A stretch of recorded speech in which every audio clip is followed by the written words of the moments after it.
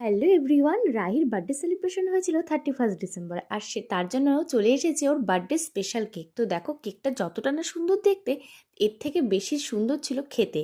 তো দেখো রাহি কিন্তু রেডি হয়ে গেছে কেক কাটিংয়ের জন্য। আর ও কেক কাটার সময় কি কি করে সেটা ওর কীর্তিগুলো তোমরা ভিডিওতে দেখতে থাকো, আমি আর ভয়েস ওভার দিচ্ছি না। আর অবশ্যই ওর কেক কাটিংয়ের স্টাইলটা কিন্তু তোমরা বেশ ভালো করেই লক্ষ্য করবে। তো চলো তোমরা ভিডিওটা দেখতে থাকো।